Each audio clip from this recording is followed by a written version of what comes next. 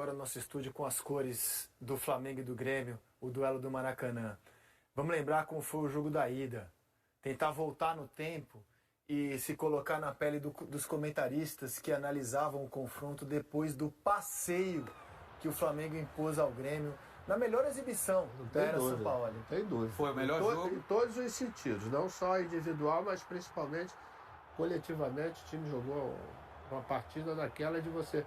E só não teve um resultado melhor em função da perda do pênalti através do pênalti, Gabriel. O Pedro também perde a chance de matar o confronto. Aliás, a cobrança que o Sampaoli fez ao Pedro por não ter matado o confronto é um dos pontos que o jogador do Flamengo colocou na nota dele como abuso psicológico, que o Pedro entende sofrer com a atual comissão técnica. Eu sempre fiquei curioso para saber se essa cobrança foi feita para o Gabriel também. O Gabriel teve um pênalti a favor e o Gabriel não converteu o pênalti. Gente, olha como foi fácil.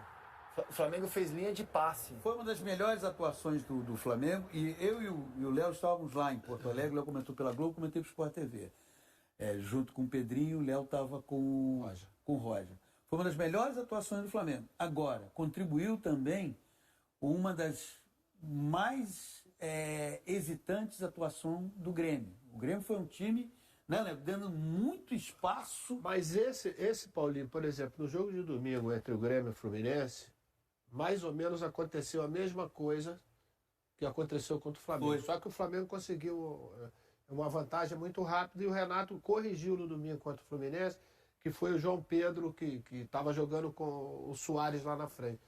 Então havia um espaço muito grande, né, para um time como o Fluminense, que toca, se move o tempo todo.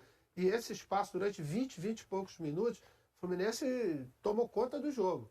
Né? Poderia ter feito até 2-0. Quando ele corrige isso, que o Bitelo do lado, Ferreirinha do outro, começam a participar mais do jogo, ele limita essa ação do Fluminense, aí o Grêmio consegue, inclusive, virar o jogo. Sabe uma coisa que me chama a atenção nesse duelo Grêmio e Flamengo, de 19 para cá? A diferença é óbvia, é uma diferença muito grande, tecnicamente, dos dois times, de 19 para cá.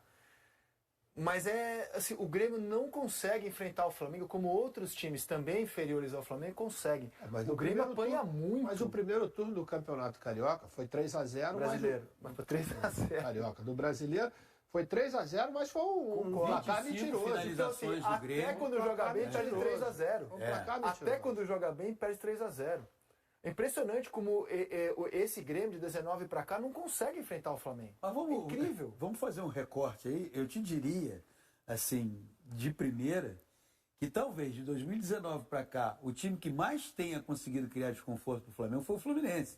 Palmeiras, Bragantino também tem feito Palmeiras. bons jogos. Agora, se você for ver, a maioria das equipes do futebol brasileiro de 2019 para cá, ela não conseguiu enfrentar o Flamengo. Mas o Grêmio é casa à parte, né? 5-0, 3-0, 2-0 no Eu entendo que hoje, a vantagem que o Flamengo tem, não dá para fazer comparação, penso eu, do jogo de semana passada com o Olímpia, do jogo de hoje contra o Grêmio. E eu explico.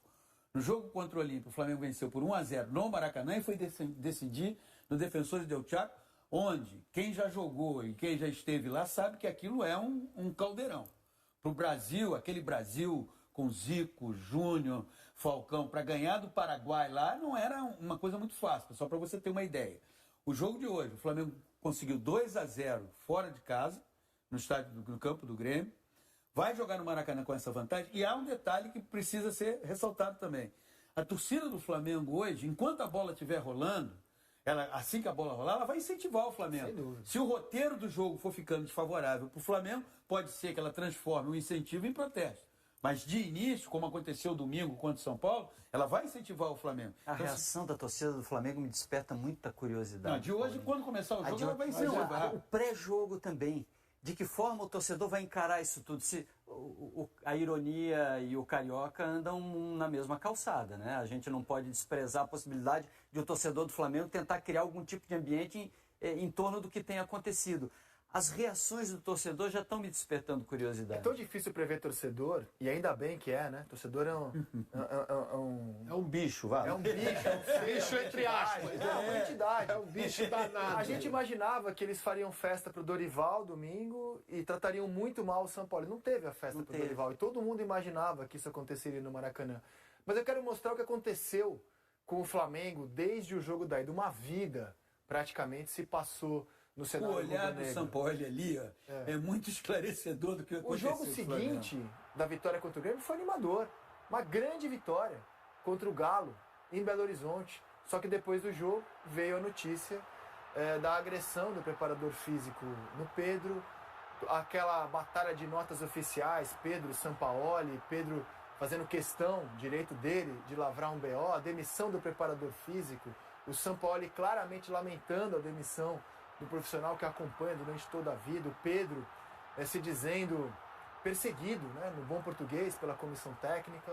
Aí o Flamengo venceu sem o Pedro, que estava punido ali, afastado o Olímpia por um placar mínimo num jogo estranho, que atuou mal. Na volta ele foi humilhado, acho que essa é a palavra, né? Foi uma atuação humilhante para o Flamengo, contra um time de orçamento 10 vezes menor. No Brasileiro, o Flamengo tomou uma paulada do Cuiabá, 3-0, um jogo horroroso. Empatou com o São Paulo, saindo atrás no placar, foi buscar o resultado. E agora a briga entre Gerson e Varela. Ou seja, é um momento ruim, incomparável à sensação que tínhamos logo depois do jogo da ida. Que era a sensação assim, ó, depois dessa exibição, o Flamengo vai entrar num trilho, acabou pro Grêmio. Era o sentimento de todos aqui. Eu lembro que a gente fez um favoritômetro, teve gente que deu 90-10 pro Flamengo, depois do jogo da ida, porque era o sentimento que tínhamos naquela época. O Grêmio, não que o Grêmio tecnicamente tenha tido ele muitas razões para acreditar na virada. Acho que a grande esperança do Grêmio ainda está na crise rubro-negra. Porque o Grêmio disputa só 3 jogos, ele empata com o Goiás 1-1. Longe de ser um bom resultado. A atuação foi ruim também. Depois ele perde do Vasco em São Januário, 1-0. Resultado que deixou o Renato muito irritado, inclusive na entrevista coletiva depois do jogo. Aí vem o bom jogo, que é a vitória contra o Fluminense, né? 2-1, virada, te dá o moral. É que o combustível maior aconteceu. É o retorno do PP. O retorno do PP, depois de 3 meses. Que é um jogador importante do que pensa o Renato para a ideia de jogo do Grêmio. Mas estava sem atuar desde maio, por causa do uma lesão. 3 meses, desde maio. Agora, ainda acho que a grande esperança do Grêmio não está num crescimento do time, está no problema do Flamengo. Está em um Flamengo instável hoje, emocionalmente. Mas independentemente disso, André, eu acho que o Grêmio tem que ser uma equipe mais equilibrada na sua marcação. O Flamengo é uma equipe que tem muita dificuldade quando você não deixa ele ficar com a bola. Quando o jogo da ida jogou com o Vini, Kahneman e Bruno Alves, jogou com os 3 zagueiros. Não, o Vini não... Ah, o Vini. O Vini, Isso, jogou com os 3 zagueiros. Jogou com os 3 zagueiros e o Renato vem brigando com essa formação, né? Mas com 10 minutos de jogo, eu falei, ou o Renato muda esse esquema com 3 zagueiros, ou então, porque ele estava sem conseguir ficar com a bola. Quer dizer, a bola batia e voltava o tempo todo, né? E o Flamengo trabalhando.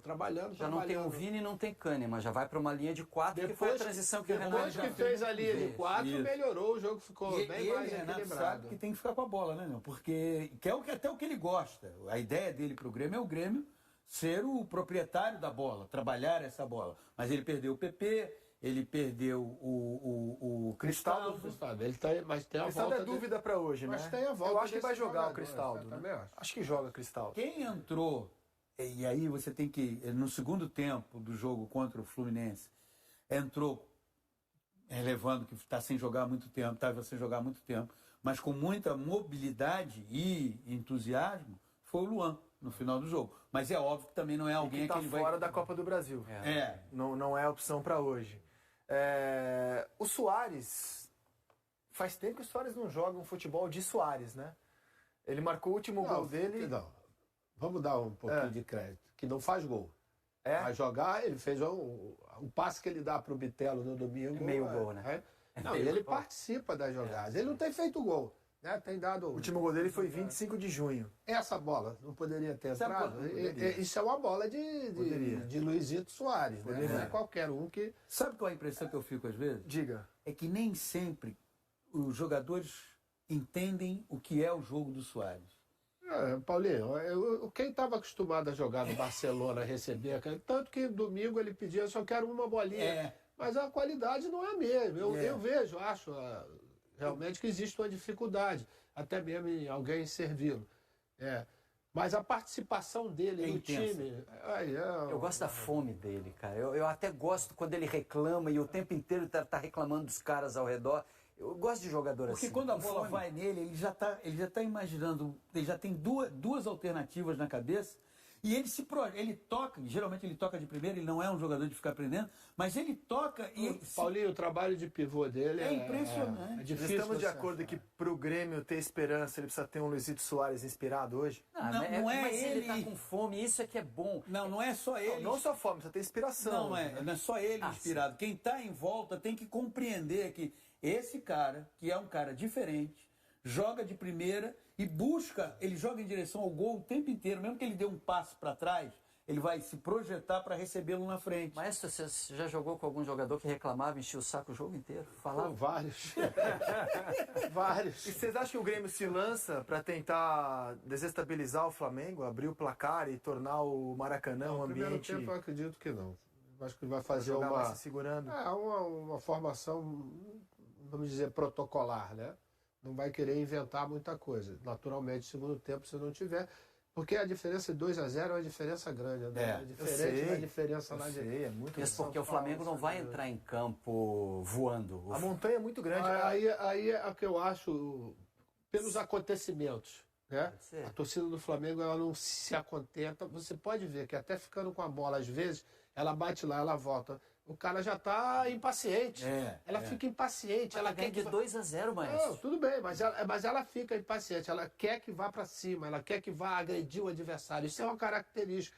E às vezes você precisa ter gente lá dentro que possa pensar nisso. Eu Aí a creio oportunidade do Grêmio. Tá aí a Eu queria oportunidade do acrescentar uma Grêmio. coisa que, em cima do que o Júnior falou logo na abertura do programa, é que o episódio de ontem, a briga, não foi entreveiro, foi briga, entre o Gerson e o Varela, de certa forma, e vai ser muito interessante de observar, ela vai impactar no desempenho dos jogadores hoje, penso eu, de maneira favorável, tá? Não acredito que vai impactar de maneira desfavorável, não. Você sabe que a definição de entreveiro em dicionário não é ruim para descrever o que aconteceu ontem? Encontro, choque de forças combatentes, tropas adversárias que se misturam e se confundem durante o combate. Lindo, o mais engraçado é o seguinte... Quando você confunde o que é amigo e inimigo Você quer e dizer provoca que uma o briga. dicionário está a favor de quem redigiu a nota do Flamengo? Não é ruim, o eufemismo era a ideia original, era aliviar uma expressão, mas a expressão não é ruim, ela tem a ver com guerra interna. Pode ser desavença Ô, também. Paulinho, eu vou contar uma historinha rapidinho aqui. Fazia muito tempo que eu não escutava a palavra entreveiro. Isso era uma coisa antigamente. E tem uma comida, você pode saber, Sim, lá do sim, sul, que se chama entreveiro, né? Prato E clássico. tem um amigo que tem um restaurante Ferreirinha ali na Dias Ferreira do Leblon, que ontem foi aniversário do pai dele. E Bom, amigos, vamos ao favoritômetro. De 0 a 100, PC, para quem avança a final da Copa do Para mim Brasil? está 60-40 pro Flamengo. Lino? 60-40 Flamengo. acho que esse é pelo resultado, né? Da mesma forma como foi essa diferença de 2 gols, 60 para 40. Muito diferente da sensação que tínhamos logo após o 2 a 0. Muita coisa aconteceu na vida de Flamengo e Grêmio. Vai ter muita Copa do Brasil.